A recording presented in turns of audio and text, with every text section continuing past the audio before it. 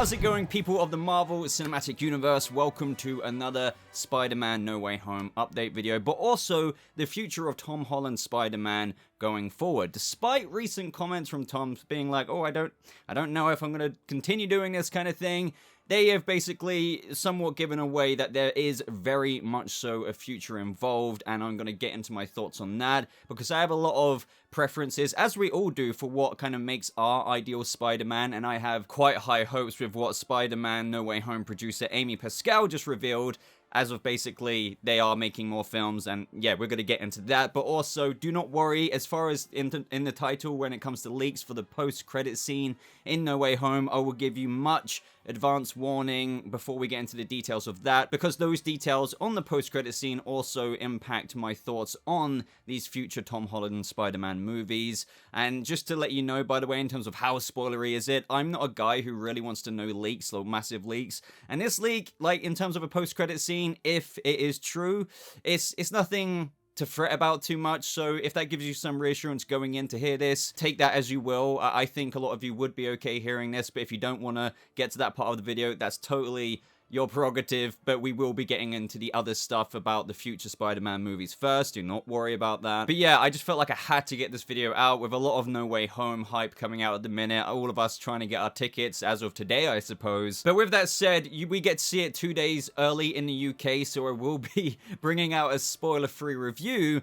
And I laugh because I don't know how many people will watch it, because with this movie, I think a lot of people are going to be very hyper-vigilant even about watching no spoiler reviews. And I don't blame people, but I just want to reassure my subscribers or whoever may be new to this channel right now, I like to take quite a bit of pride in my no spoiler reviews. It is truly impression based. I do not give anything away. I might talk about my expectations or other people's and how I feel like they measured up, but just know that when my spoiler-free review comes out December 15th, for No Way Home, that it is a safe one to check out. And just before we get into the comments for the future Spider-Man movies, the movie runtime, with obviously tickets going up on cinema websites, has been revealed to be 148 minutes long, basically 2 hours and 28 minutes, which, you know, I'm quite happy with. I don't think that is massively lengthy for me. It may be for some other people, but with everything crazy that is going on in this multiversal-esque movie, yeah, like that feels like it warrants the 2 hour, 28 minute runtime, but I would love your thoughts on that.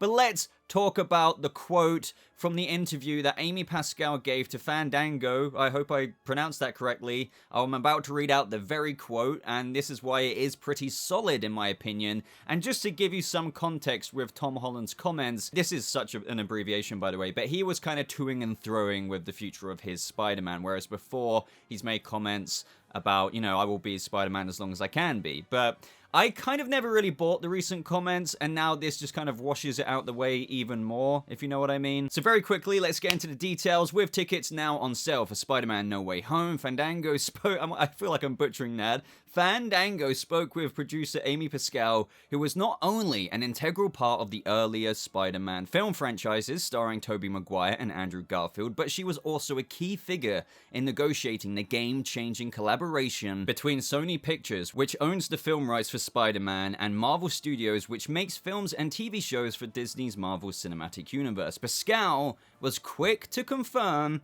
that Sony will continue to collaborate with Marvel Studios on Spider-Man movies, and those movies will indeed star Tom Holland. Now, here's the direct quote.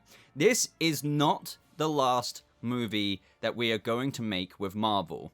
This is not the last Spider-Man movie," Pascal revealed. "We are getting ready to make the next Spider-Man movie with Tom Holland and Marvel. We're thinking of this as 3 films, and now we're going to go on to the next 3. This is not," like she keeps reiterating this is the last sentence, "this is not the last of our MCU movies." So there you have it. Like, I doubt she can say that if it was kind of rumory bullshit, if you know what I mean. So I have a lot of thoughts on this, and as I said, I'm going to give my initial thoughts on what I think of the next Spider-Man trilogy with Peter Parker, or Tom Holland's Peter Parker. But also, as I said, the No Way Home post-credit scene, or at least one of them, will very much so tie into my extended thoughts on where they could go with the next Tom Holland Spider-Man film. Whether that ties into the first one, the second one, or the third one, I have no idea. But that's what I mean. It's not massively spoilery, but it just gives you so much more to play with in this discussion for the next trilogy. So let me get this out the way. Obviously, they are planning 3 more Spider-Man films. Another trilogy makes sense because the way they've kind of benchmarked Tom Holland's Peter Parker, it's been comic accurate in many, many ways. Obviously, everyone has different preferences. I enjoy MCU Spider-Man a lot in many areas, but also not so much in others. You know, we all have our preferences, you know? But what I will say is, they have done the high school thing. That's been great. It's lasted this whole time. But with another trilogy, what I've always wanted out of this modern Spider-Man, the live-action Spider-Man we've got with Tom Holland, is the college part. Some people might be like, oh, you don't need all of that to make a good Spider-Man. I'm not saying you do. It's just what this gives me a lot of optimism for is with this continued collaboration between Sony and Marvel and how they're saying, this is not our last MCU movie. This is not our last Spider-Man movie. In fact, we are working on 3 more, rest assured, with Tom Holland. Like, it's carrying on. So that just screams to me, obviously, especially given Peter's age, college. Now, I've always been kind of wary. It's like, I guess every live-action adaptation doesn't technically have to copy and paste traditionalist canon, but I've been really wondering, okay, when he goes into college, maybe that's when he will meet Harry, and they might do something like that. That's when maybe we can get actually more of an independent Spider-Man. Like, they can be addressing all of the issues that a lot of fans have had, despite maybe many people enjoying the high school aspects. But, you know, one thing I don't think many people can disagree on is that those first 3 Spider-Man movies, they felt more kind of ensemble casty. Like, Peter hasn't been so independent. He has been independent in the movies. I'm not saying he hasn't, few and far between and stuff, but like, obviously, you know what I'm saying here. It's been a growing experience for him, and I'm okay with that, so long as that was kind of the baby steps trilogy, and then maybe with this college trilogy, that's when we maybe get the more independent Peter, one who's struggling quite literally to maybe pay his student loans or rent, if you know what I mean, and just him navigating being Spider-Man in higher education of college, and how much, you know, like, for example, what we saw in the Tobey Maguire films. I mean, can you imagine? We've all seen it, trying to be the friendly neighborhood Spider-Man and doing and juggling all of these things in his life. That is what I live for with Spider-Man, kinda. And looking back on all of this in retrospect, and given this optimism with another 3 movies, it does kind of look like, okay, as I said, baby steps, I understand that. Peter had a lot of growth, whether it was with Tony and whatever throughout those first 3 movies, and then, oh, now we're getting into maybe the kind of stylistic way that the previous Spider-Man films have leaned on, where it really did feel like Tobey, and then you look at Andrew, sure, there were other characters in the movie, but it felt like he was the character. Whereas, as we've known with the first trilogy, he's always felt very, very kind of paired, or it was always like, not even 2's company, but 3's a crowd at all times. Like, it was never, let alone individuals, so much. Of course, I'm not saying to all the people who might get irritated by that, of course, there were individual moments, but let's not pretend to acknowledge what I'm saying. It has some level of validity. So with that said, so much opportunity for Tom Holland's Spider-Man to finally get back into a little bit more of the way they tackled the first 2 trilogies, just with the standpoint of Peter moving out, you know, going to college, being a bit older, more independent, but obviously there will be other characters. But this is where I don't know everything, obviously. What I will tie in just a couple of minutes is that No Way Home credits leak, and that definitely gives me some idea of where it could go in one of the movies. But what's the end of No Way Home going to be like with this? Why, if he gets a college trilogy, if they don't have the limitations of not using Oscorp, let's say MCU can use Oscorp for some reason in the next trilogy. For example, wouldn't our Tom Holland Peter Parker know that if he did meet a Harry and his last name was Osborn and his father's Norman, he would know exactly what to look out for after interacting with the Tobey Maguire Norman Osborn in No Way Home. So that's where I can't really add it up. That's another thing I do need to stress. For all I know, they still might not even tackle anything like Green Goblin in the new trilogy. But what I do wonder with people like Doc Ock, Green Goblin, those names being known to our Peter Parker in this first trilogy, with him going into the second trilogy, obviously with villains being in each movie of the 3 films that we're going to get in the future, according to Amy Pascal, it makes you think, well, how are they going to handle that? Peter knows Like, wouldn't he keep tabs on these people just to make sure that in his universe going forward, that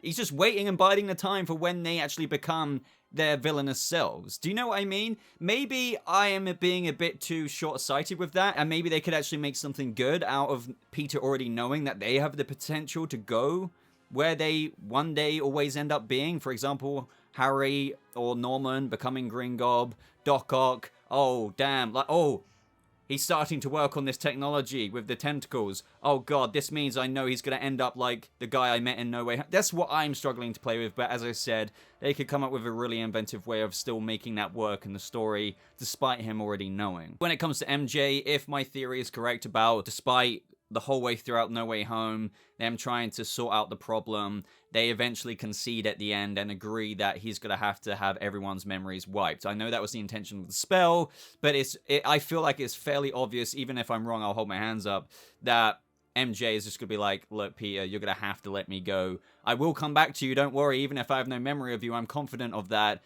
because we have a connection, and even if I remember nothing of our time together, you know, after this, when everyone's memory's wiped and everything's fixed, you know, we can, hopefully you can flirt with me the same way and we'll get back together. I don't know. But obviously it's still going to be a devastating thing. So obviously that can be picked up maybe in the college stuff. I've got a feeling that even when the memory's wiped and he does try to get MJ to know him again, she's just not interested. And that could be a bit of a sting. But that's something for him to work on in the college days. And maybe she still rejects him. And that brings along Gwen Stacy before maybe by the second trilogy film, he then eventually reconnects with MJ. We're getting a bit off topic now, but those are my provisional thoughts of just being a bit more excited that I do like Tom Holland as Spider-Man. I do like some of the things we've got out the MCU Spidey films. I really do. But there's also a lot to be desired of what we got out of those first two trilogies. Yes, I'm not as much of a fan as the TASM series as I am the Raimi series. That kind of is needless to say for a lot of fans. But given another trilogy, it does give me optimism for them taking certain desires of fans like myself into account and just capitalizing on making Tom Holland's Spider-Man, I don't want to say quintessential, but as quintessential as they can across a 6-film progression. Now, with this said, I do now want to get into the supposed No Way Home. I believe there's a couple of post-credits in there, but a leak has come out. I think maybe it was RPK, who, if you know of RPK, who leaked this. And the funny thing is, I heard about this like a couple of weeks ago, and I thought it was just a fan theory, but maybe it was a leak that came around and circulated on Reddit anyway. But here is your time to dip out. But this is just going to add upon what I was already saying of what I think could happen in future MCU movies, even though this kind of speaks for itself. So, spoiler warning, not too spoilery in my mind, but okay, still spoilers. So, obviously with the end of Venom 2, we saw Eddie and Venom just get yeeted into the MCU, they saw Spider-Man on TV, everyone's thinking, well, you know, how could he not be acknowledged in some way in Spider-Man No Way Home?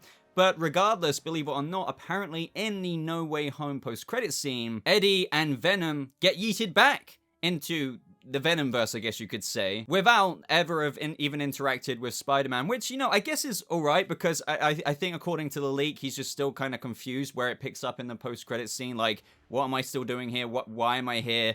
Then he goes back with Venom, but whilst he's going back to the Venomverse, a little bit of Venom's symbiote is left behind, thus obviously setting up a black suit story for the continuation, you know, as according to Amy Pascal, of the MCU Spider-Man story, with a trilogy quite literally being planned right now. So that's interesting. I don't know how people will feel. Like, I got a feeling some people will be like, so you got Venom and Eddie to come to the MCU just to eat them back. But I do get what they were going for. Like, they brought him here with Venom included to send them back with the sole intention of leaving a little bit of symbiote behind. That's interesting to me, because at the end of the day, it does set up an MCU symbiote storyline still for this Spider-Man. So as you can imagine, with No Way Home being the end of the first trilogy for Tom Holland's Peter Parker, with the college level, and who knows what kind of new direction they're going to do with whatever vision, considering we have Jon Watts working on other things. I don't really need to say too much more. On top of everything I mentioned with my personal thoughts and feelings for the continuation of Tom Holland's Spider-Man, how I have optimism going into college and stuff, well, now we know if this leaked post-credit scene is true, with a bit of the symbiote being left behind when they get transported back to a different multiverse, the Venom verse, if you will. Clearly, that little blobby symbiote, after also probably seeing Spider-Man on the TV, we can't forget, will want to kind of, I don't know, grab him, and then that begins that iteration of their adaptation of the Black Suit storyline. So whether they save that for that could be the first film in the college franchise, which would be interesting because he's only just going into college, I guess, and then he has to reckon with not only moving out but also maybe having a black suit and what that entails. But I could imagine that they could save that symbiote just like lurking around in the MCU, being detached from Venom, who's now gone back to the Venomverse, and he's just doing his own little blobby thing until the second movie, or should I say, the fifth movie overall. So I think that's everything I want to say. I would love to know your thoughts and opinions about all of this news, what you think of Amy Pascal's comments. I don't really doubt it, to be honest. She seemed very firm and convicted in what she was saying. Tom Holland, I think what he was trying to do with those recent comments were just kind of not spoil, like, oh, what if Peter Parker died? It's that very cliche thing that fans can kind of see through, in my opinion. So yeah, I'm reading every single comment, dying to know your theories, what you would like to see. Give him another trilogy of Spider-Man. Also, in the MCU, I mean, I think they've realized it is kind of stupid to mess that up and just have him in the Sonyverse. But if you enjoyed this video, I would really appreciate a like. If you're brand new here, subscribe, of course. Don't forget that I will be coming out with that no spoiler review, and I insist on no spoilers on the 15th of December. But everybody, thank you so much for watching. I hope you all have a lovely rest of your day, and I'll see you people in the MCU in the next video. Goodbye.